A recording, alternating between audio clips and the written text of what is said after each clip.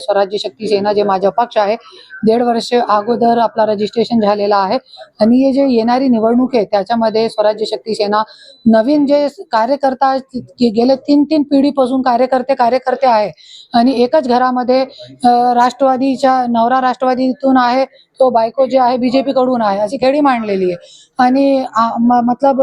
आमदार खासदार जिल्हा परिषद सदस्य नगरपालिका सदस्य सगळे एकच घरामध्ये आहे मतलब पूर्ण घरचे लोक जे आहे आणि जे कार्यकर्ते जे लोक आहे फक्त सतरंज्या उचलण्याच्या आणि झेंडे उचलण्याच्या काम करत आहे आणि ते कार्यकर्त्यांना पण त्यांचे बुढे आई वडिलांना पण जेलमध्ये टाकण्याच्या हे राजकारणी प्रस्थापित राजकारणी लोक काम करतात। हे अन्यायाला तोंड देण्यासाठी मी आज स्वराज्य शक्ती सेनेच्या माध्यमातून सगळ्या कार्यकर्त्यांना मी आवाहन करते की तुम्ही कार्यकर्ता नहीं आता नेता हुआ। जिल्हा परिषद पंचायत समिती नगरपालिका लढण्यासाठी स्वराज्य शक्ती सेनामध्ये प्रवेश करा आणि लढा।